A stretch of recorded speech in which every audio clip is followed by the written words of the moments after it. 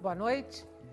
O mundo tem hoje cerca de 50 milhões de pessoas deslocadas de seus lares. Entenda-se por lares, casas, cidades, países. São migrantes que fogem de guerras, de mudanças climáticas e da fome. É a pior crise migratória desde a Segunda Guerra Mundial. A África e o Oriente Médio estão no centro deste furacão como regiões do êxodo. A Europa como continente para onde os refugiados se dirigem em busca de uma nova vida. Mas o fluxo migratório é tanto que até aqui no Brasil, em 5 anos, o número de refugiados simplesmente dobrou. A crise migratória ou o êxodo do século XX, do século XXI, é o tema de hoje do Opinião Pernambuco. Participam do nosso programa Marcelo Medeiros, professor da pós-graduação em Ciência Política da Universidade Federal de Pernambuco, Thales Castro, professor de Ciência Política da Universidade Católica de Pernambuco e cônsul honorário da República de Malta no Recife, e também Rodrigo Bione, historiador. Lembramos que você pode participar do nosso programa fazendo perguntas e também comentários. E aí você pode fazer a pergunta por telefone, discando para o número 21 26 79 58, ou então mandando por e-mail opiniãope@ufpe.br. Boa noite. Boa noite. Muito obrigada, mais uma vez, pela presença de vocês aqui no Opinião Pernambuco. Eu falei que é a principal crise migratória desde a Segunda Guerra Mundial. A Europa assustadíssima com o que está acontecendo. E eu queria começar perguntando para vocês, afinal de contas, quais são as principais causas dessa crise migratória? O que está acontecendo no mundo? Quem começa? Eu acho que há uma multiplicidade de causas. Parte dessas causas envolvem um Estado falido, né? A ciência política utiliza essa expressão, failed state, né? Estado falido, que é um Estado que faz parte daquele contexto ali geopolítico do Mediterrâneo, que é a Síria. E na Síria a gente vê o esfacelamento da autoridade nacional, da capacidade de manutenção do tecido social e político, onde você tem 3 grandes forças em estado de beligerância, as forças leais ao ditador Bashar al-Assad, você tem as forças rebeldes contrárias que visam a derrubá-lo, que tem o apoio do Ocidente, em particular dos Estados Unidos, e você tem também células extremamente bem orquestradas do Estado Islâmico, que também tem ação no Estado vizinho, que é o Iraque. Parte disso envolve esse Estado. É claro que as outras causas envolvem todo um contexto de uma geopolítica do norte da África, em particular a Líbia, em particular a própria Tunísia, que é corredor ali para aquela ilha italiana de Lampedusa. Mas eu chamaria a atenção de maneira muito mais gritante esse êxodo humano sendo causado pelo total esfacelamento de um Estado que tem um presidente ditador, enfim, um chefe de Estado no poder desde 2000, que é o Bashar al-Assad, que é a Síria em particular. Essa é uma causa imediata, gritante, sobretudo para aqueles eventos dos últimos 3 meses que atingem toda aquela região ali das ilhas gregas e, naturalmente, almejando chegar nesse Estado que acolhe e que acolherá mais de 500 mil de imigrantes, legais e ilegais, que é a Alemanha, né? O passado colonialista aí dos países ocidentais, de alguma forma, tem a ver com essa crise? Completamente, Gisela. A gente tem toda a definição daquelas fronteiras que a gente tem de Síria, de Iraque e tudo mais, são fronteiras artificiais. São fronteiras criadas num contexto pós-Primeira Guerra Mundial, e muitas vezes dividindo etnicamente grupos, por exemplo, os curdos, com a intenção de causar crise. A crise, de certa forma, ela é um elemento que permite você, uma grande potência, obter acesso aos recursos naturais. Não é coincidência os países com recursos naturais mais importantes viverem em crise. A Nigéria, grande produtora de petróleo, Botsuana e Zimbábue, grandes produtores de diamante, Irã, Iraque, grandes produtores de petróleo também. A crise, de certa forma, ela é um caminho de entrada para essas grandes potências explorarem. É muito comum uma estratégia de você colocar no poder um representante de uma minoria que essa minoria só sobrevive se for armada para o Ocidente, se for patrocinada. E no momento que você coloca esse governo lá, esse governo, de certa forma, ele vai depender de você para se manter no poder. Não só para se manter no poder, mas para se manter vivo, literalmente. Então, você pega um país com maioria sunita, mas você tem 10% de xiitas. Vamos botar um xiita no poder e esse xiita vai conseguir. Um detalhe claro, obviamente, deixando claro que xiita não significa terrorista, como nossa imprensa gosta de dizer. Não tem nada a ver com tipo. Mas até, como foi bem dito por Thales, essa crise ela tem múltiplos fatores. É até interessante a gente pensar que, na verdade, a causa a crise de imigração é muito mais uma consequência de inúmeras outras crises muito maiores que acontecem na região. A gente se referir à crise imigrante já mostra uma visão eurocêntrica, que a gente está vendo o que acontece na Europa. Mas, na verdade, tem uma tragédia global causada por falta de empatia, por guerras, por repressão política, que gera essa fuga desesperada mesmo. O termo migrante é contestável. A maioria é refugiado. Eles estão fugindo de situação de guerra, de desespero. O William Spindler, que é porta-voz do Alto Comissariado das Nações Unidas para Refugiados, ele diz: é falso chamar de migrante um sírio se está tendo uma guerra na Síria. Ele é um refugiado. Então, são causas que, na verdade, a migração, a crise de migração é a ponta de um iceberg muitíssimo maior. Agora, na Europa, alguns países tentam contestar essa ideia de refugiados, falando que muitos, na verdade, são migrantes econômicos. A gente pode estabelecer essa divisão? Eu acredito que sim. A Europa tem tentado se posicionar de forma unida contra esse processo de migração extremamente denso que tem caracterizado o continente nos últimos anos. Então, através do chamado espaço Schengen, a União Europeia estabeleceu fronteiras externas únicas que tentam aplicar as mesmas normas para permitir esse acesso de imigrantes. É claro que há, como o colega historiador bem colocou, essa noção de refugiado que é bem estabelecido pelas Nações Unidas, mas nós não podemos esquecer que há outros tipos de problemas também que assolam essas populações mormente africanas e que fazem com que elas procurem o continente europeu prioritariamente em busca de melhores situações econômicas. Então, o grande problema está em diferenciar o tipo de imigrante, se trata realmente de um refugiado que está fugindo um processo bélico, como que está ocorrendo na Síria, ou se trata, por exemplo, de algum migrante que está vivendo uma situação econômica complicada e que procura, pelo menos do seu ponto de vista de forma legítima, algum local onde ele possa viver de forma mais adequada, no mais das vezes, no primeiro tempo sozinho e no segundo tempo através da chegada de sua família. Outro processo que existe também, né? Geralmente essas migrações elas acontecem em etapas. Você tem os primeiros que vão e depois há o chamado repatriamento, conjunção de família.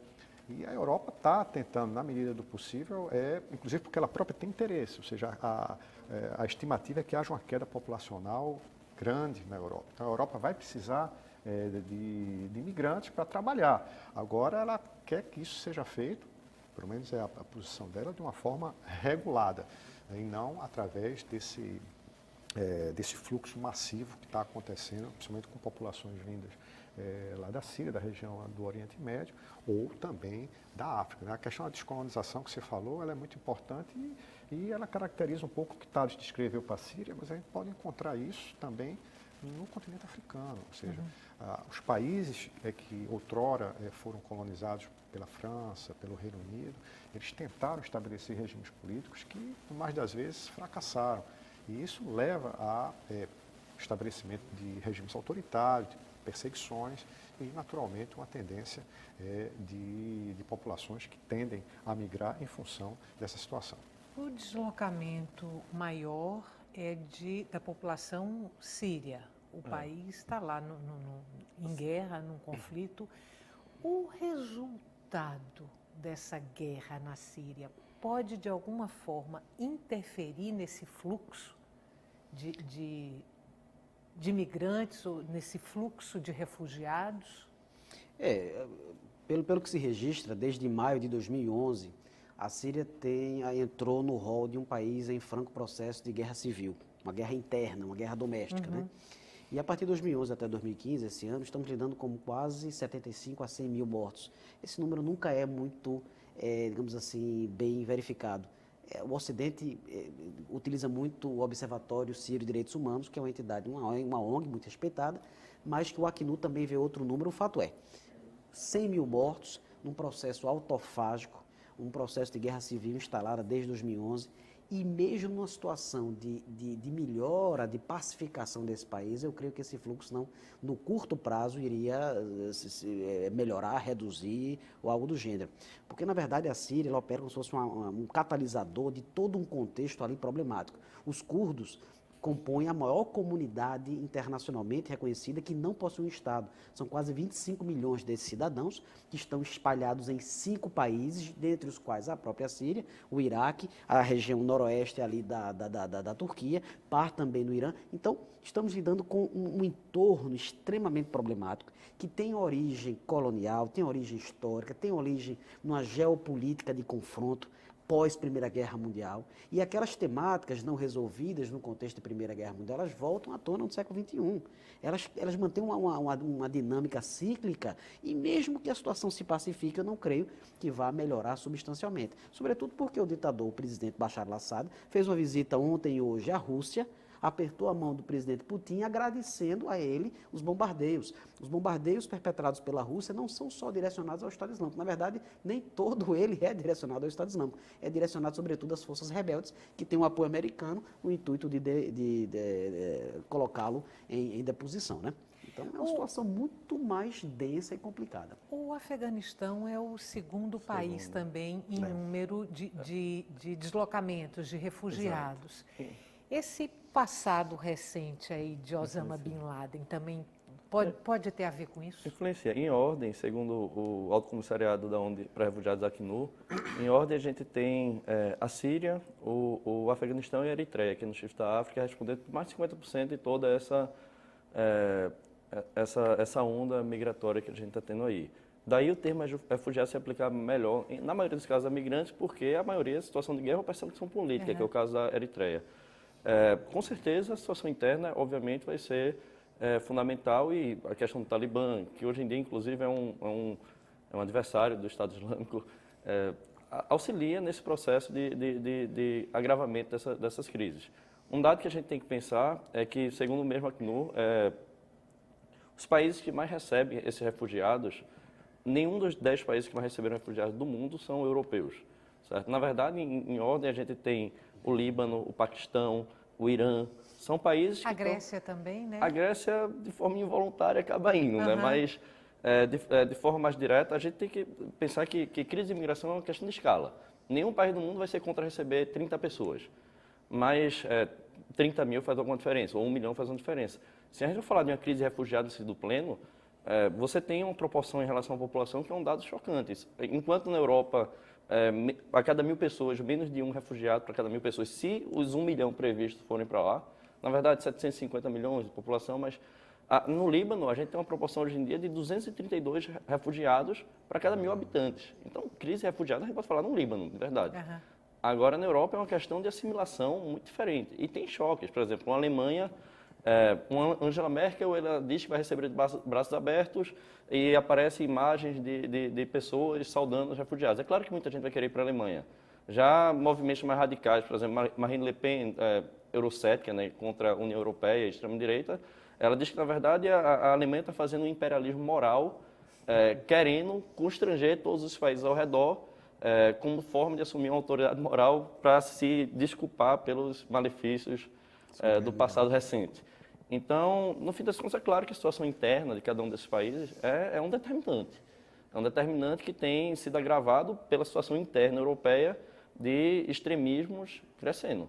Você tem Geert Wilders, do Partido da Liberdade da Holanda, que é uma extrema-direita, dizendo com todas as letras que o Corão é um Mein Kampf, o livro, a Bíblia nazista do Islã. Que o Islã é uma religião de ódio. Então, como você tem isso sendo falado e perpetuado, você, na verdade, está tendo um movimento que é um discurso perfeito e para uma extrema-direita que está ganhando poder com essa crise que a gente está vivendo. A gente vai fazer um intervalo curto, volta daqui a pouquinho para continuar essa conversa com a Marcelo Medeiros, professor da pós-graduação em Ciência Política da Universidade Federal de Pernambuco, Thales Castro, professor de Ciência Política da Universidade Católica de Pernambuco e cônsul honorário da República de Malta, aqui no Recife, e também Rodrigo Bione, historiador. O nosso intervalo é curtinho, não saia daí.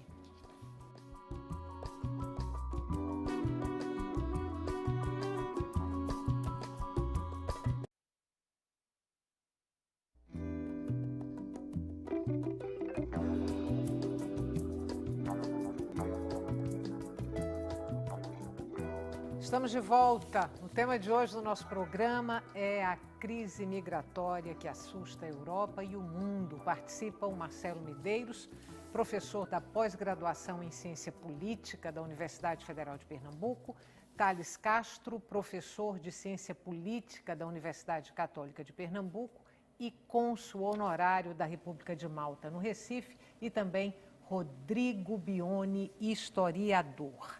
Professor, o senhor falou agora há pouco de uma crise de mão de obra na Europa e que, portanto, de alguma forma, alguns desses migrantes ou refugiados, eles interessam ao continente europeu.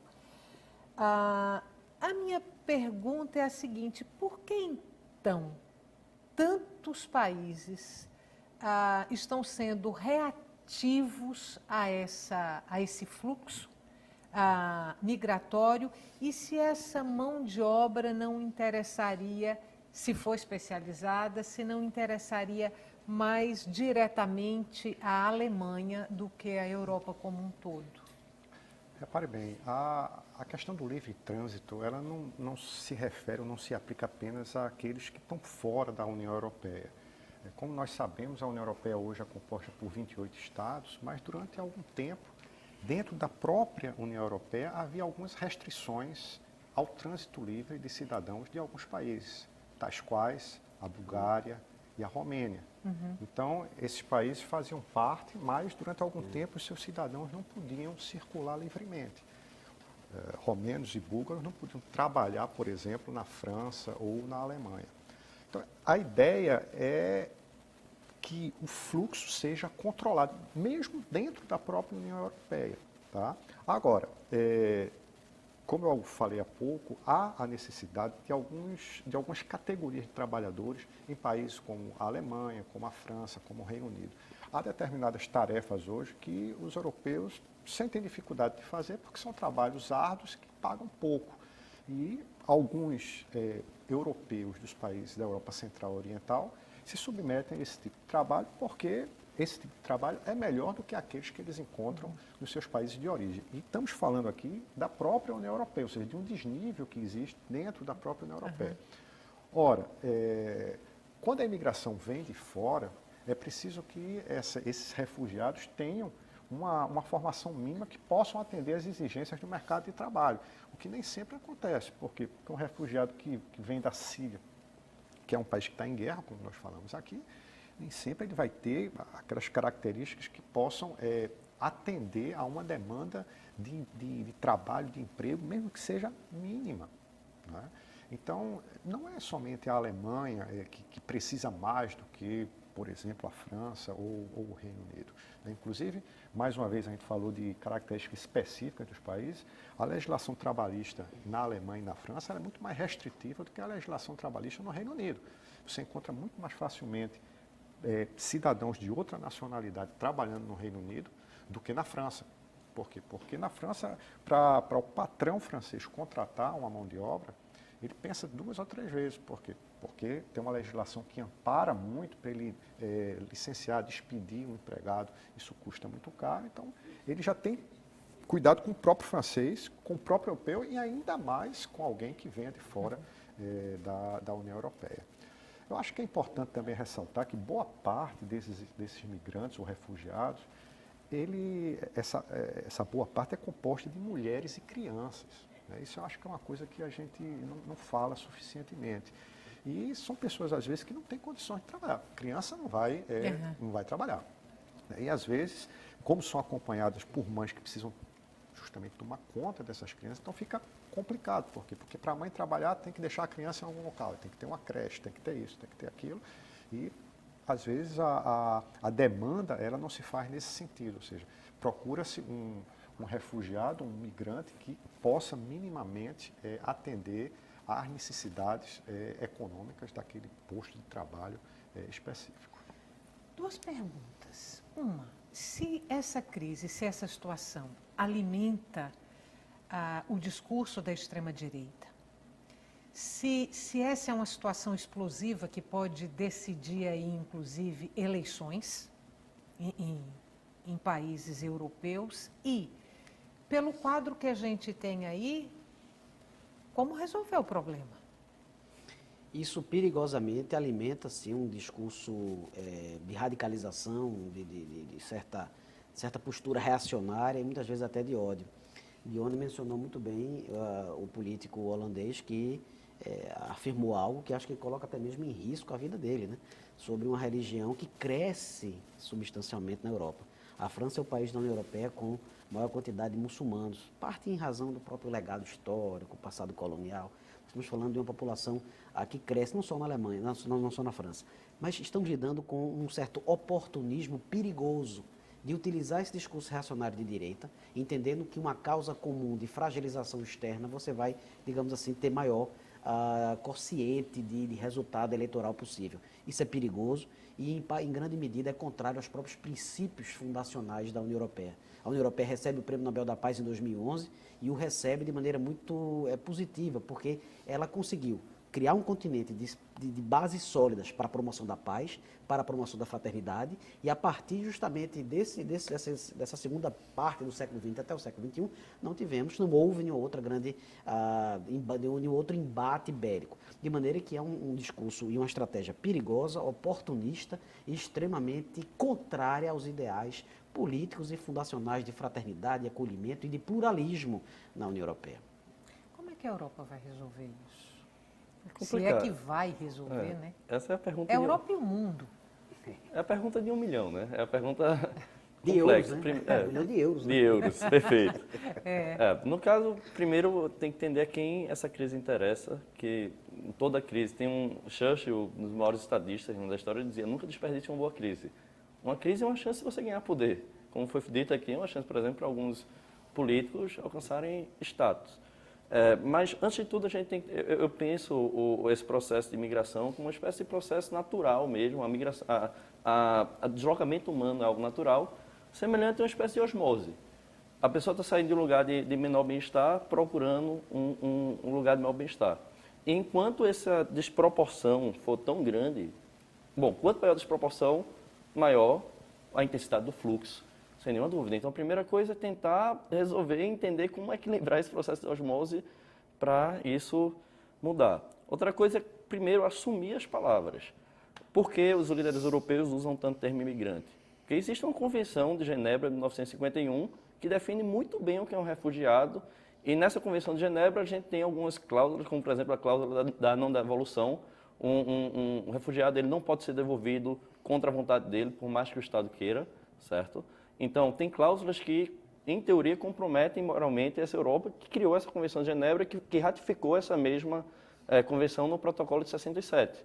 A gente tem que entender também a desproporção, como foi muito bem dito aqui por Marcelo, a desproporção entre os próprios países europeus. A gente tem a regulamentação de Dublin, que ela diz que o imigrante que entra na União Europeia, na Europa, ele tem que se registrar e pedir asilo ou pedir refúgio no primeiro país onde ele entrar. Então, obviamente, um país de borda, como a Itália, a Hungria, vão sofrer de forma muito direta. Então, a primeira coisa é entender que tem que ser um ato solidário, uma ação conjunta. Você não pode aumentar a pressão em alguns, diminuir a pressão em outras, e entender que a causa é muito maior do que gente indo para lá. Não é gente indo para lá, é gente fugindo.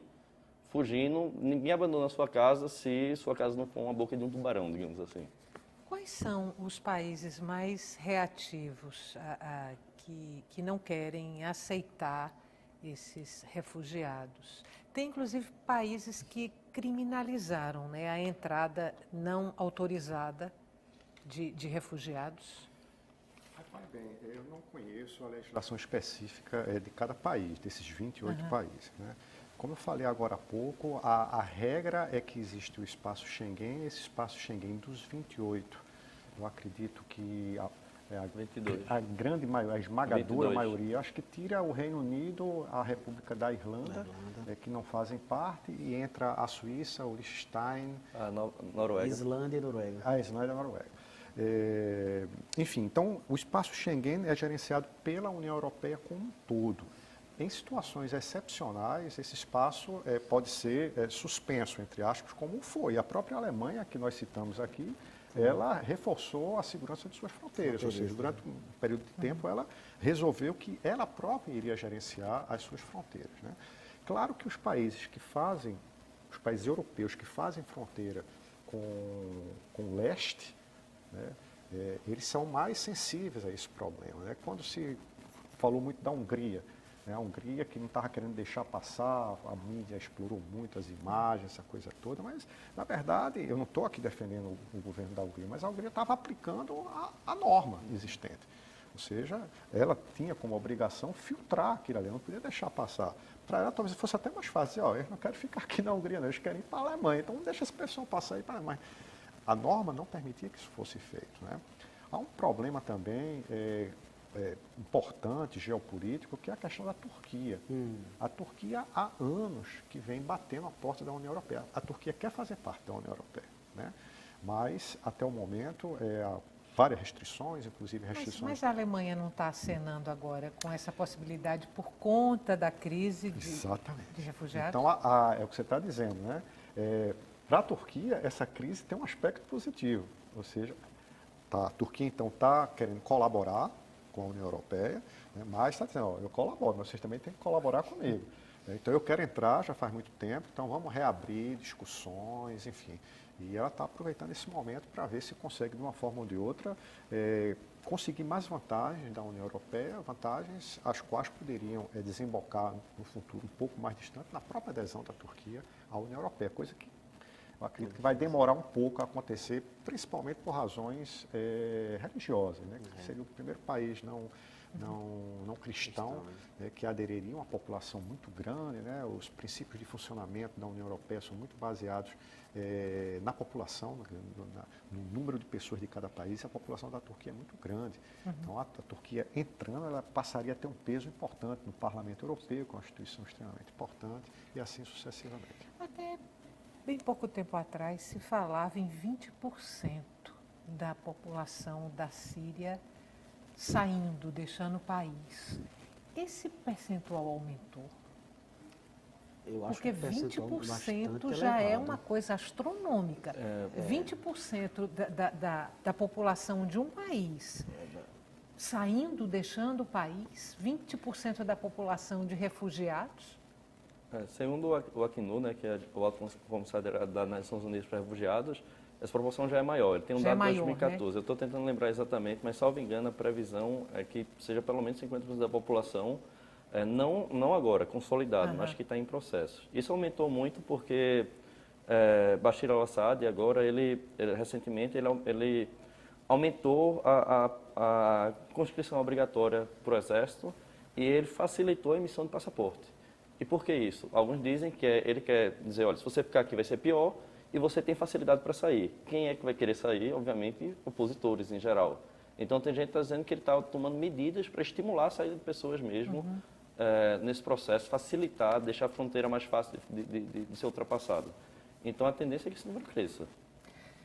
Outro intervalo, curtinho. A gente volta daqui a pouquinho para continuar essa conversa sobre o êxodo do século XXI ou crise migratória como assunto. Muitas vezes está sendo tratado, a gente volta já.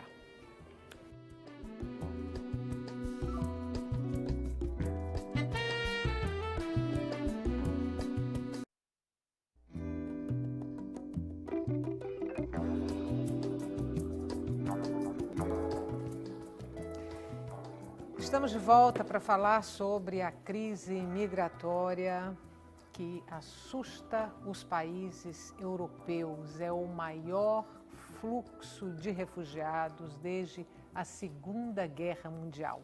Participam do nosso programa Marcelo Medeiros, professor da pós-graduação em Ciência Política da Universidade Federal de Pernambuco, Thales Castro, professor de Ciência Política da Universidade Católica de Pernambuco e cônsul honorário da República de Malta no Recife, e também o historiador Rodrigo Bioni.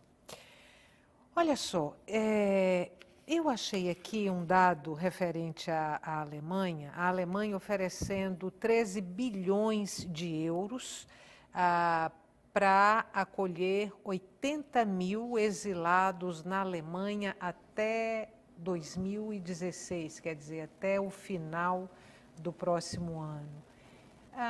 Esse dinheiro, 13 bilhões de euros, isso é o bastante, isso resolve, isso ajuda, isso não é nada, isso é o que a Alemanha comporta ou não, é uma participação pífia? Como é que a gente pode analisar isso? Os contribuintes alemães acham que essa é uma quantia bastante suficiente.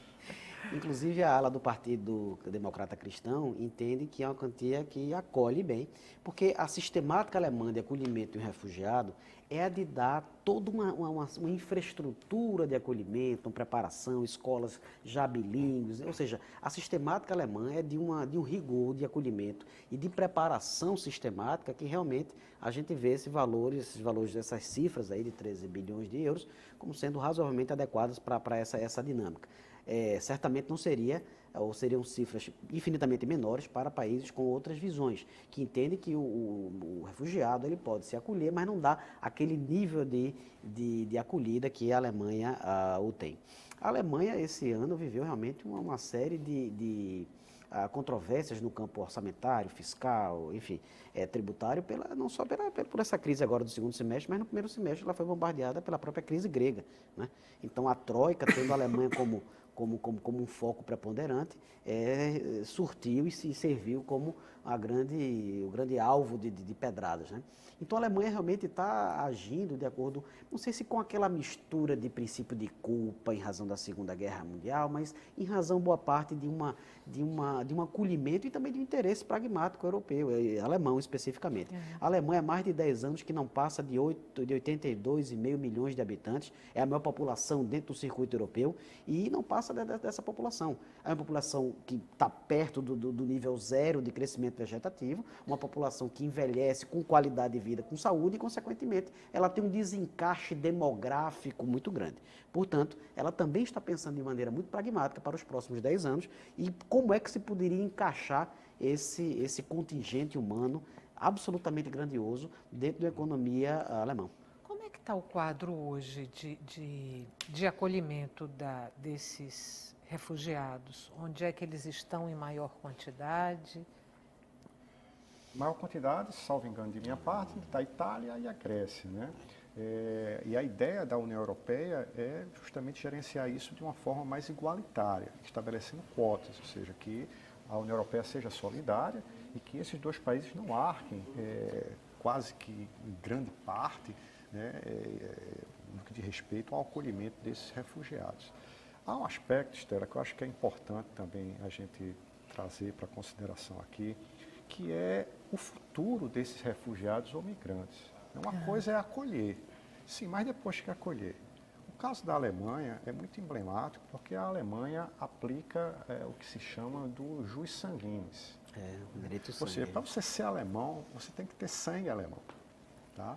Nascer na Alemanha não significa que você vai ser alemão. Então, a absorção desses migrantes em termos de gerações num país como a Alemanha é bem mais complicado do que um país, por exemplo, como a França, onde você, nascendo na França, claro, há alguns procedimentos que precisam ser feitos, até 18 anos de idade, fazer uma opção, mas você pode virar francês sem maiores problemas, né?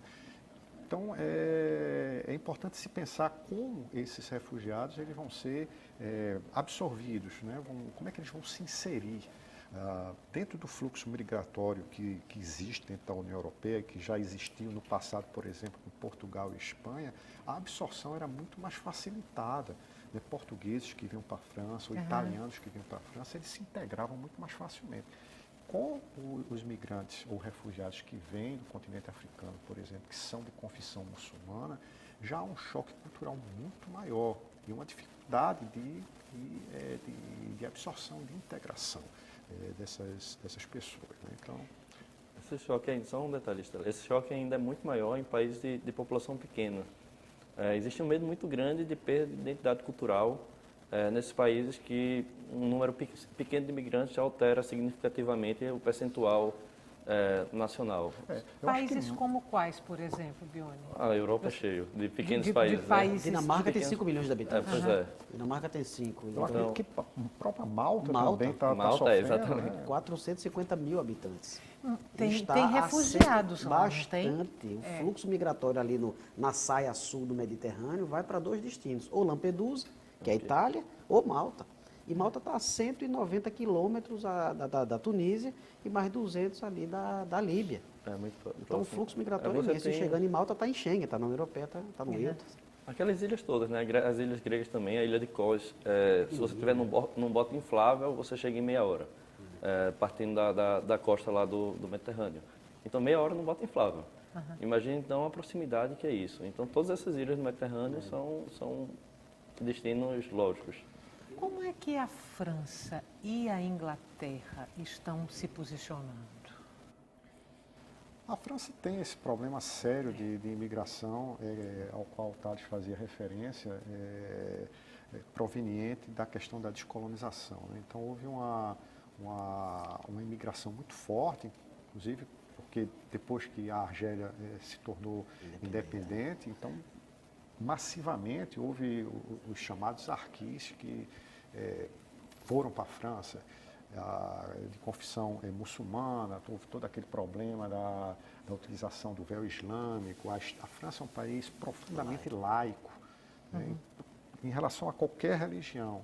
Né. Às vezes as pessoas fazem um amálgama e talvez tenha havido algum posicionamento mais direcionado para os muçulmanos, mas não se pode esquecer que, de uma forma geral, a França é um país laico em relação a qualquer religião. Quer dizer, a ostentação de símbolos religiosos é terminantemente proibida na escola pública, né, ou numa instituição nacional. Você não vai encontrar numa prefeitura ou no parlamento um crucifixo, como, por exemplo, a gente encontra aqui no Brasil. Né? Aqui a gente é muito mais flexível em relação a isso. Né? Então, a França ela tem esses problemas com a imigração e o Reino Unido entrou numa sinuca meio complicada aí, né? Porque a última eleição, o primeiro-ministro disse que ia promover um referendo sobre uma possível saída do Reino Unido da União Europeia, e com essa questão migratória muito séria que está acontecendo e que piorou bastante desde o início do ano para cá, corre-se o risco de uma maioria da população se mobilizar no sentido de realmente favorecer a saída do Reino Unido. Né? Eu não estou aqui sugerindo que o Reino Unido vá sair, né? Mas, sem dúvida nenhuma, o primeiro-ministro do Reino Unido hoje, ele está correndo um risco muito mais sério do Reino Unido deixar a União Europeia do que no início do ano, e principalmente em função desses fluxos migratórios. E o referendo de 17 foi em grande medida orquestrado pelo partido no poder, que é o Partido Conservador. O David Cameron foi reeleito agora, ele realmente conseguiu utilizar uma retórica não xenófoba, não de radicalismo, de ódio, mas uma retórica de proteger os interesses de longo prazo. Entendendo que no ano passado eles passaram por um outro referendo que quase perdeu a Escócia. Então eles estão agora muito mais ciosos e zelosos de manutenção daqueles assuntos que são propriamente mais de interesse prioritário local britânico. Tanto é que boa parte de alguns ingleses utiliza, de forma brincante ou não, dizendo que eu vou para a Europa, quando cruza a Mancha, o Canal da Mancha, para ir para a França. I'm going to Europe. Quando, na verdade, isso é muito emblemático, muito simbólico. Né? Agora, se a Inglaterra sai da União Europeia, isso vai ruir? Vai ser uma coisa muito grave. O Reino Unido é um dos pilares fortes, né? Sempre gozou dessa excepcionalidade. Há alguns analistas que entendem a entrada do Reino Unido na União Europeia a partir de uma estratégia de cavalo de Troia. O Reino Unido não é um membro fundador da União Europeia. O Reino Unido entra no início dos anos 70, quando a União Europeia foi fundada no final dos anos 50. Tá? E desde então o Reino Unido tem gozado dessa excepcionalidade, mas o Reino Unido foi um dos países que aportou recursos. Então a praça financeira de Londres é bastante importante para a União Europeia como um todo. E, obviamente, que a União Europeia também é importante para o Reino Unido. A ideia do Reino Unido é se desvincular politicamente da Europa. Né? O Reino Unido, quando se diz, o Reino Unido vai sair da União, pode sair formalmente, mas isso não significa que o Reino Unido deseja, com essa saída, deixar de minimamente manter um contato de ordem comercial e financeira. Se o resto da União Europeia vai permitir isso ou não, se chegará a algum tipo... Se quiser sair, sai, mas vai perder os privilégios econômicos e financeiros. Talvez a City pense duas vezes e faça as devidas pressões para que isso não aconteça. Né? Mas seria um problema extremamente sério, né? Seria algo inédito, né? Um país que sairia e seria um país de peso, um país extremamente importante. Olha só, o Papa Francisco tem se pronunciado em relação a vários temas polêmicos de ordem mundial. Ele teve ou poderá vir a ter um papel estratégico importante aí nessa questão da crise dos refugiados? Sem nenhuma dúvida. O Papa Francisco, a gente tem que lembrar que ele é o primeiro Papa de formação jesuítica. E do jesuíta, da formação jesuítica se espalhar, viajar, da declaração, tentar interferir culturalmente, entre outras coisas. Mas até o próprio Bento XVI também está participando, certo? Ou seja, porque a crise é muito anterior, né? A crise, em 2011 a gente tem 40% de aumento de imigrantes por causa da Primavera Árabe. Então está tendo sim uma destinação da Igreja Católica nesse sentido. Muito diferente até da tendência de alguns políticos europeus. Foi falado aqui da Inglaterra, o David Cameron mesmo mostrou agora, deu uma declaração recente, citando o ministro da Educação do Líbano, Elias Saab, o nome dele, dizendo que cerca de 2% dos imigrantes que estão entrando lá podem ser do Estado Islâmico, ou algo do tipo. E o Papa Francisco, pelo menos na retórica, ele tem tentado um pouquinho conciliar um pouquinho mais e tornar o discurso um pouquinho menos belicoso entre o Islã e o Ocidente. De certa forma, o novo Islã ele está ocupando o papel da perseguição que os judeus tinham, por exemplo, na época do Holocausto anterior. É como se a gente tivesse transferido a xenofobia e o Papa Francisco ele pode ser um elemento-chave para tentar diminuir esse sentimento. Eu queria conversar um pouquinho sobre o Brasil, a migração no Brasil, a legislação que rege aí essa questão dos refugiados, mas a gente tem menos de 2 minutos, enfim, eu nem vou entrar nesse assunto. Para a gente fechar, então, uma última pergunta. A Síria está aí, em guerra civil, o país com praticamente 20% da população em deslocamento, ou mais de 20% em deslocamento. Para a gente terminar, para concluir essa conversa, o que, afinal de contas, está em jogo ali na Síria, que está provocando toda essa crise e tanto sofrimento para a população. Recife não, na verdade, Igaraçu acaba, inclusive, de receber uma família de refugiados da Síria, uma família, marido, mulher e um bebê, família que veio fugindo da guerra, da destruição, enfim. O que está em jogo é todo um pano de fundo geopolítico muito mais complexo, muito mais historicamente antecessor a isso. Mas o pano de fundo geopolítico diz respeito às aspirações de um certo neo-hegemonismo da Rússia, portanto, ancorar nessa situação de crise para cada vez mais mostrar o neo-czarismo do presidente Putin. Está em jogo também toda aquela fragilização em razão do tecido carcomido que é o Estado Islâmico. Não é? Então, é uma questão multifacetada, extremamente complexa, que a gente não pode tão somente indicar que fluxo migratório tem a ver com um presidente, ditador, etc. Tem todo um contexto, tem contratos de armas, de fornecimento de armas, já até 2018, o próprio Sergei Lavrov, ministro das Relações Exteriores da Rússia, indicou isso, tem mais de $1 bilhão em contratos, portanto, quer a manutenção do presidente no poder, então tem muitas outras articulações e interesses num pano de fundo complexo. Muito obrigada. Espero tê-los no Opinião Pernambuco, numa oportunidade próxima e que seja breve. Para você que está em casa, obrigada pela companhia e boa noite mais uma vez. O Opinião Pernambuco volta amanhã.